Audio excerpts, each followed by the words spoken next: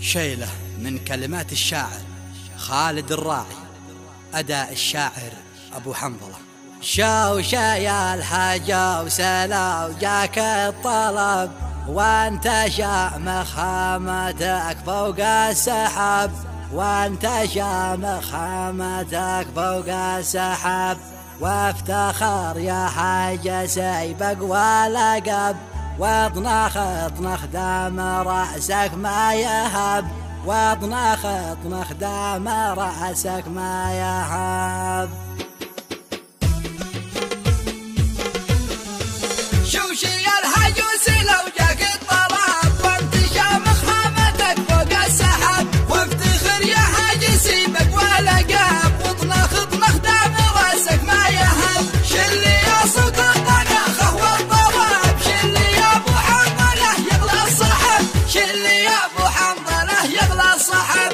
اليمن اصل العربه والعرب راجعوا تاريخنا وسط الكتاب، الفصاحه والبلاغه والادب والشجاعه والفعايل والخطاب والكرم والجود عن جد واب، وارثين الطيب من دون اكتساب. شغلنا لا شاشه يشعلها لهب، شيخنا لا شاشته تاب الثياب، بالحرايب كل من عصر شناب يشربون الموت من كاس الشراب. لو يسيل الدم فينا للركاب، ما تزحزحنا ولا نخشى العقاب، خصمنا مكسور خشمه والذناب، حن تعودنا على كسر الرقاب. يشهد التاريخ والكتب كتاب، اننا قوم المهمة الصعب، اننا قوم المهمة الصعب. في الحرايب شافوا وعدنا العجاب، من نجا بالحرب في الغالب نصاب، من يصب الزيت له فوق الحطاب، مننا يلقى من اصناف العذاب، من يقلل مننا والله كذب،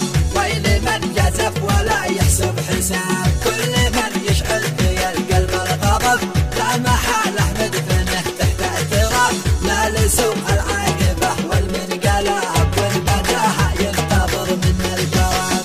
اليماني من في الميدان وثاب، كالاسد لقاضله مخلب ونب، في دمانا في المفاصل والعصاب، دم حامي مثل نيران الشهب. اليماني لو تفاخر وانتسب، ما حدا مثله يوفق النصاب. شوشي يا الحجوس لو جاك الطراب، وانت شامخ خامتك فوق السحاب، وافتخر يا حاج سيبك ولقب، واطنخ اطنخ دام راسك ما يهب. شلي يا صوت الطناخه والطراب، شلي يا ابو حنظله يغلى الصحب، شلي يا ابو حنظله يغلى الصحب. اليمن اصل العربه والعرب راجعوا تاريخنا وسط الكتاب، الفصاحه والبلاغه والادب والشجاعه والفعايل والخطاب والكرم والجود عن جد واب، وارثين الطيب من دون اكتساب. شغلنا لا شاشه يشعلها لهب، شيخنا لا شاشته تاب الثياب، بالحرايب كل من عصر شناب يشربون الموت من كاس الشراب. لو يسيل الدم فينا للركاب، ما تزحزحنا ولا نخشى العقاب، خصمنا مكسور خشمه والذناب، حن تعودنا على كسر الرقاب. يشهد التاريخ والكتب كتاب، اننا قوم المهمة الصعب، اننا قوم المهمة الصعب. في الحرايب شافوا وعدنا العجاب، من نجا بالحرب في الغالب نصاب، من يصب الزيت له فوق الحطاب، مننا يلقى من اصناف العذاب، من يقلل مننا والله كذب،